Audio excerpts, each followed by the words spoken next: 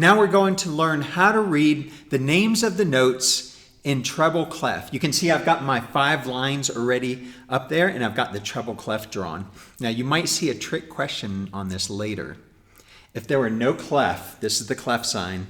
If there were no clef, and I asked you what is the name of the second line, the only proper answer would be not enough information is given. Or you could say it would be this note in the treble clef, this note in the bass clef. But then there's also a bunch of clefs. We're not going through a bunch of clefs. We're just going to talk about treble and bass. So if you ever see a trick question like that where there's no clef, then the answer is not enough information is given. So I'm going to sing my musical alphabet to you. A, B, C, D, E, F, G.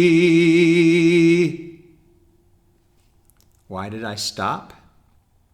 Because the music alphabet only goes to the letter G, and then it repeats itself. Now we have a, if this was an A, I don't know if it is or not. I have some students who have perfect pitch and they would know if it was an A. Then this is also an A, but it's a higher A. And this is also an A. So you have different A's and they're lower or they're higher. You have different B's, they're lower or higher, but they repeat. And the reason for that is it has to do with the wavelength of the sound. You don't have to worry too much about memorizing this, but this is kind of an important thing to know. So one of the main things that we have for A sometimes is what's called A440. And that's where we have 440 vibrations of the sound per second, and that makes the pitch of A. Well, the A that's higher is A880. It vibrates faster, and that's why the sound is higher. And then the low A is half of 440, so it's A220, 220 beats per second. And that's how we get the different notes. So sing the music alphabet with me. Here we go. La, that's our starting note. A, B, C, D, E, F, G. Remember, it stops after G. There is no H, there is no I, there is no J. There are no other letters. It stops with G. If you remember that, then you're going to go a long way. All right, so now remember, we have 5 lines. And I'm going to give you a couple of mnemonic devices to remember this. A mnemonic device is a way to help your memory to remember something. So we have the first line is E. Second line, G. Third line, B. Fourth line, D.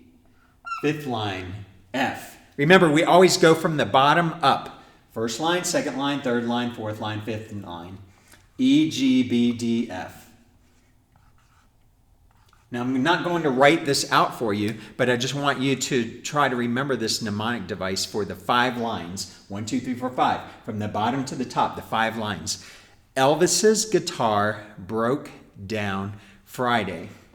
E for Elvis, G for guitar, B for broke, D for down, F for Friday. Now, there's a bunch of these. If you don't like the mnemonic device I'm giving you, find one of your own that works for you. Elvis's guitar broke down Friday. The 5 lines from the bottom to the top. Now, there's 4 spaces. Remember, the space is between the lines. The spaces spell a word. And it's staring you right in the face. That's the word it spells. F, A, C, E. From the bottom to the top spells face. So the 5 lines, Elvis's guitar broke down Friday. From the top to the bottom, and then the 4 spaces, F, A, C, E. Now you might say, Mr. Vine, that's too much for me to remember. First of all, it might seem that way right now because if it's something new to you, it seems overwhelming. But if it's not new, then it'll be a little bit easier as you get used to it. So let's suppose all you can remember is one thing, and that's that the bottom line is an E. The bottom line is an E.